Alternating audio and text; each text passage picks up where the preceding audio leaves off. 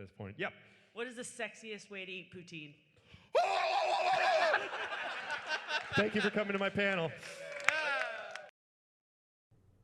Ian Sinclair Mania. That's the term historians and scholars will use to define the era we have been living in for the past 5 years.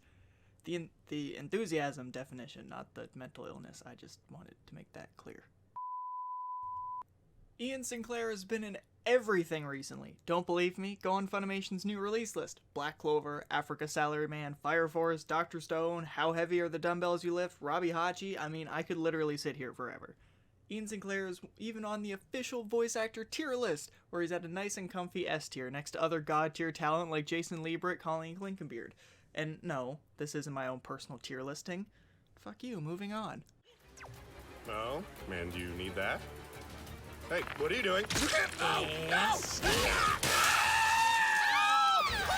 Quick! Run while they're distracted!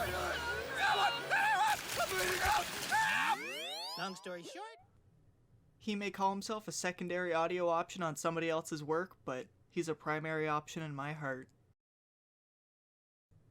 Now, look at this guy. Ian is your cool teacher who drew the short stick at the faculty meeting and now is to teach your 5th grade sex ed class. Now, I'm not going to sit here and spin this narrative that this is a new thing that Ian is everywhere all of a sudden, because really, if you go back in any more modern anime, Ian pops up more than Crybaby Zareth does in Fairy Tail.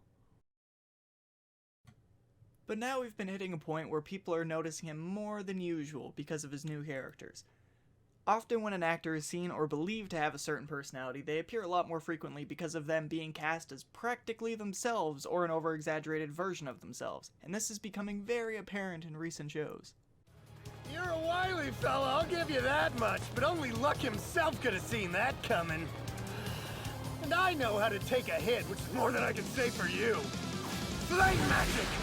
Gargantuan exploding fireball!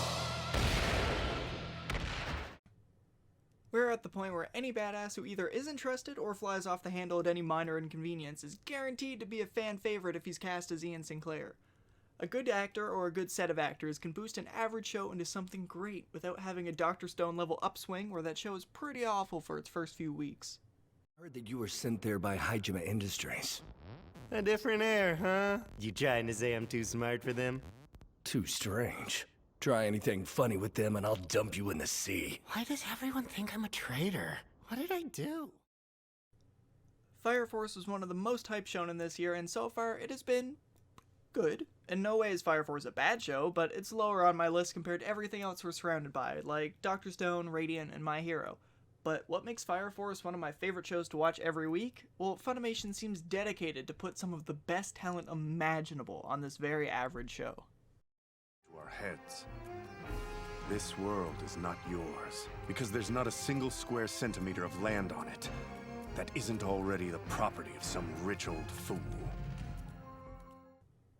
Just to name a couple, our protagonist Shinra is played by Derek Snow, hello, favorite VA alert. We also have Eric Vale, Colleen Clinkenbeard, and so many. This entire cast is amazing, and is a very large reason for why I'm continuing to watch it every week.